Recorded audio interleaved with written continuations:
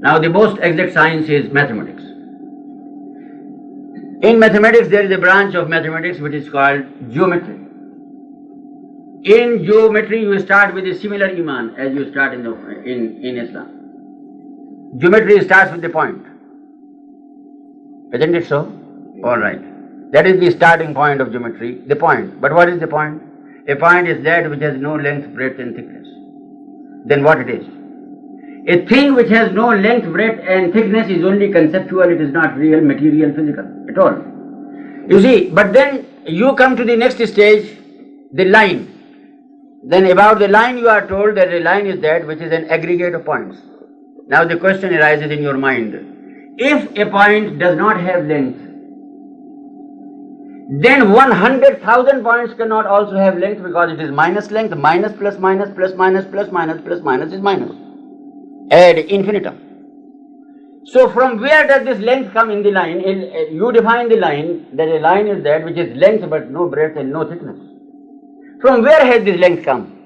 The geometrician scientist, he will tell you, believe in it and you will be saved.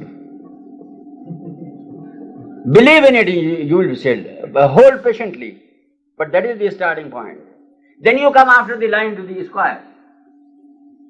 A square is that which has length and breadth but no thickness. Alright. But ultimately it is constituted of lines, and lines are constituted of points, and a point has neither length nor breadth nor thickness. From where has length and breadth come into the square? He will say, my dear son, believe in it and you will be saved. This is the starting point. Alright. You see, then a cube or a solid body is that which has length, breadth and thickness. But a cube is made up of squares, and squares are made up of lines, and lines are made up of points. So initially the cube or every solid body is made up of points, and a point is that which has no length and no breadth and no thickness. But the cube has got all these three. From where have those properties come? Now, after you have accepted this, then you start with practical problems, measuring the angles and the triangles and the squares and the beyond that the hyperbola and so on and so forth. Plane geometry, solid geometry, coordinate geometry, and you go there. And on that basis you are able to build up a whole science which is factual, which you can employ in your different fields of technology. You can do it.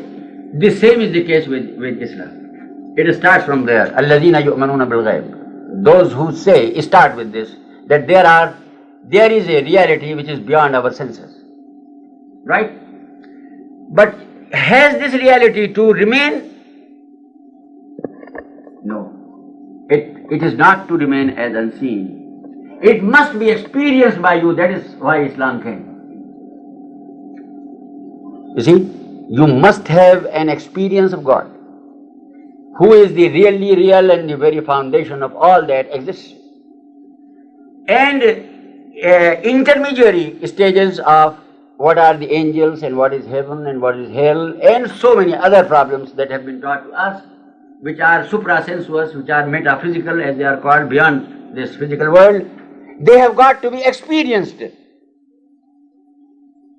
And now here, the most important thing is experience of God and transactions with Him and dealings with Him.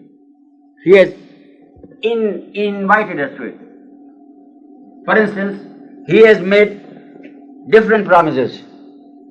Those who do this, I will do this for them. In an extraordinary manner, not in the natural way. Come on and test. You see, this is Islam. And prayer and fasting and all these things are a means to that end. They are not end in themselves. Allah subhanahu wa ta'ala never wants you to come and make a sort of gymnastic 5 times a day. It is useless for you and absolutely meaningless for Him. But it is the highest exercise whereby you can commune with Him.